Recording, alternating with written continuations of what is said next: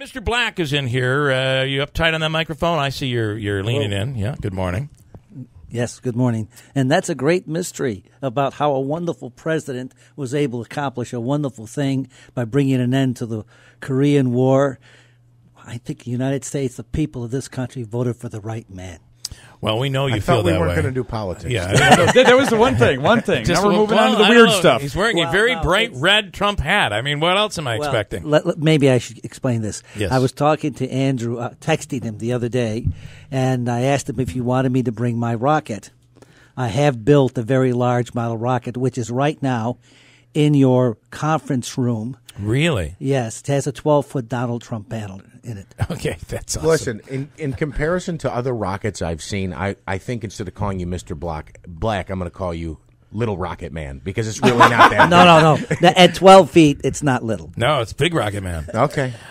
Is it really? It can't be at 12 feet. It can't be in the conference room, really, is it? Well, actually, the banner. They took out some ceiling tiles. But Okay. No. The actual rocket itself is lying on the table, and I'm missing a 2-foot section of it, which I couldn't carry. See, okay. But it's only cardboard, folks. Please, this is, excuse the expression, not rocket science. Okay, got it. All right. So I you had appreciate alluded that. to this earlier, where you wanted to launch the rocket to have a banner come down, and you even said that it's very likely that we could possibly get us into the atmosphere pretty far with a rocket. I think it was the story of the guy who, I don't know if he was Elon Musk. Well, we're or in the atmosphere. That's the good the part. Stratus. So In we shouldn't March- have to go too I was far. never then. good at science. In March, there was a fellow in California who launched himself on his own thing. Yeah. But he actually used what's called a steam jet, not an actual rocket, but it looked like a rocket. He went up about 1,800 feet, came down by parachute. And I think I sent you a text on that. Yeah. And basically I said that could be done here, but it wouldn't be done. I wouldn't do it because I don't want to risk my skin, okay? I'll do it, sure. Well, it's funny because we used to, and somebody has done this, take helium balloons and strap helium balloons. Joe Lowe just left. We actually did this a couple times. But they'd take large helium balloons using weather balloons. You fill them with helium and attach them to a chair, and it can lift a human being up into. Then you have to a get guy down to died. the ground. The problem is you have to get down to the ground, and that's how the guy died. He just kept going up, and he did not have the proper mechanism to release Some the of the helium. balloons. You had to release the helium like you would with a hot air balloon. Yeah, what you've just done is describe the mystery to UFOs, whether you know it or not. Well, I do think that a lot of times you hear weather balloon, right? No, not No. the weather balloon, the landing from a balloon. I call myself Mr. Black when I write some of my material. Yeah. And I did some research in the mysteries of World War II. And one of the greatest anomalies or mysteries is one that's not considered to be a mystery, and that is the Battle of the Bulge. Why is it that U.S. intelligence did not detect 250,000 German troops massing for an attack? That has to be one of the greatest intelligence failures in the history of the world. And the answer goes back to 1935, when Albert Stevens and Orville Anderson, both captains of the United States Army Air Corps, flew a 9-foot diameter magnesium gondola with 1 ton of scientific equipment to an altitude of 72,395 feet on a 300-foot tall helium balloon. Wow. The United States used helium balloons to carry crews, and these things acted as communications and spy platforms. And the Germans shot them down with their rocket planes. That's the mystery of the Battle of the Bulge. And because of that, at the end of the war, Uncle Sam had a trouble landing these things, so they developed, with the help of German scientists, something called a descent capsule, where you release it and it comes down. It's sort of like what happened with our early space Apollo program. Yes. Yeah. Interesting. You're a wealth of knowledge. Yes. So what are we talking rockets or numbers today? Well, talk whatever you want, but I had to say something great about Donald Trump. Well, yeah, I know you did. You can't help yourself. Mr. Black, If we say Mr. Black, we'll avoid the politics. We'll avoid the politics. Okay. So explain to me the numbers. You are a numerologist. Would you say that is No, I the studied case? mathematics and physics at Syracuse. Okay. You deal in numbers. Well, I deal with some numbers, but Okay. I deal with unexplained mysteries, archaeological and historical. Okay, got it. What do you want to know? How did they do the pyramids with the technology lost. they had? No. What? So actually, this is. I'm glad we talked about this. So I was down in Florida visiting my aunt and uncle, and we talked about the Great Wall of China. What? That's what most of us do when we go on vacation. We did. We talked about Yeah. they showed me Great all Wall the of pictures, China. course. Yeah. So they did the Great Wall of China, and they only did a little section, but it was like, hundreds of years being built, 6,000 miles, and, people were dying. And that you talk about an archaeological or I'm just letting you hang out there. Keep going. no, I'm done. I'm good. All right. Answer his half a question, could you? Yeah. What made the Great Wall of China feasible? People building it. Well, it's like, I mean, there But, are many Maybe things we that have should- been constructed maybe over the we years should do that are. this. Maybe we should do this. I'm writing Yes. a new book called The Ring of the Okay. Gods. Yeah. All right? And one great mystery in archaeology is the Sphinx.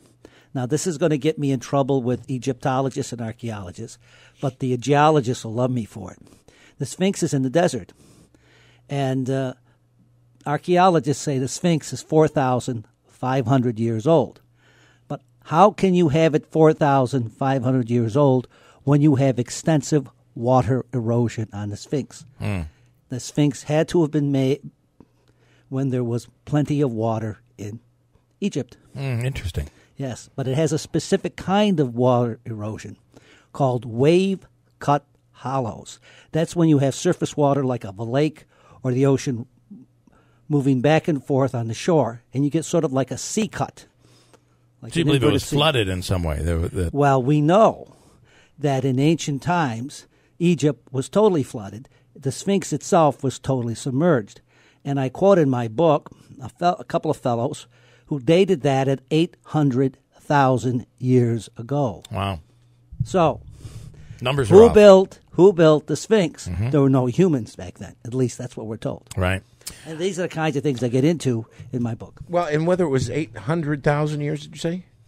That's the number they came up with. 800,000 years ago. Yes. Or 4,500 years. How did they build something like that? So incredible. And Whoever built it. the pyramids are another. Yeah. How was that done? Some theorize that it was actually they actually did kind of a Disney concept where they brought the land up, the sand up, the ground up, and then they worked their way down. So that allowed to bring in those large. And then they take the sand away, and you had the pyramids. Do you believe that's but true? let me just share something else. NASA sent some spacecraft to Mars. And in 1972, in February 8th, they discovered pyramids in Elysium Plains that are a kilometer tall. That's over 3,000 feet. So how did they build the pyramids of Mars? I think you got to be on IBX in the middle of the night. Yeah, I know. I know. Yeah, Sorry, like, George Norrie, you're out. Yeah. I can Jeff- get you Sunday night at 11 if you want. Oh, good enough. We'll make a deal, Jeff, yes. All right. So, But wait, Jeff, I met Jeff's mom. She's a really nice lady. Isn't she the sweetest thing? Yes, and Very then nice. his little son, Carter, right? Yes, sir. The only question to ask is, where did they get him? yeah. Well, it skips a generation, Thank you. Mr. Black, thank you. You always intrigue me. I get confused, just for the record, but that's just me. Maybe you should change the name to Mr. Red. Mr. Red. Oh, yes. Mr. Red as in red states, as in Mr. Trump. Your book, will anybody ever get a chance to read the book? Yes, as soon as I finish it. I've It's been working on quite it a- since 2009. Yeah, it's quite a book. I mean, Oh, it's no, these are the notes. the notes for the book. Okay. It'll be about 250 to 300 pages. When do you think the book will be it was supposed to be out, yes, last year. I'm still having some problems with it. Okay. But it's called Ring of the Gods, Evidence of Earth's Prior Technological Species. Okay. Very interesting, and probably well over my head. So, No, it's not. It's written that written I could for- understand it, so anyone could understand okay. it. And then when you're ready to launch your rocket, you let us know. I see we could probably do it right here in the backyard. No, you can't. Okay. It's too large. It goes too high. When the banner opens, it acts like a sail on a ship. The banner. The Do you- banner's there- out front. You can look at it. Is the banner going to say "Congratulations, Donald Trump" or something? No, the banner is made up of Donald Trump lawn signs from the election. Because Okay.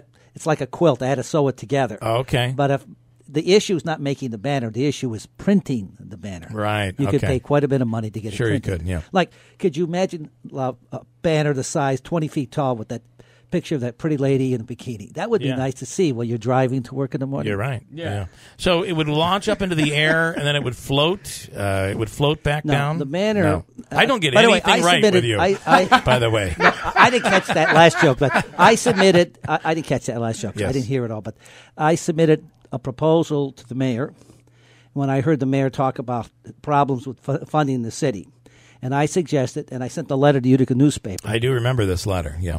and I suggested using Harbor Point as a banner park where we loft these banners. And Harbor Point has two sides: the sides that face Genesee Street and the opposite side. If Yeah. we use the opposite side, there's no problem because if something were to go wrong, it just lands in wetlands. Yeah. All right? Okay. And the banner would stay over the site, but it could go up anywhere from 1,000 to 2,600 feet, open in the sky and descend. How long would it stay up in the sky? Well, it depends on the size and the number of factors, say about 3 minutes. Okay. Why wouldn't you just get planes to do what they do, like down in Myrtle Beach, where they Well, drag the banners around? To answer your question, there's always competing technologies. Okay. All right. Fair enough. And this would be rocket technology. Well, actually, it's just a banner. The motor only operates for a second. Okay. Literally 1 All right. second. Okay. Thank you, Mr. Black. Interesting, yeah. Thank you. I feel so much more enlightened. You should come and see it. It's right up front All right. in your office. Okay. I will go out there and I'll check it out.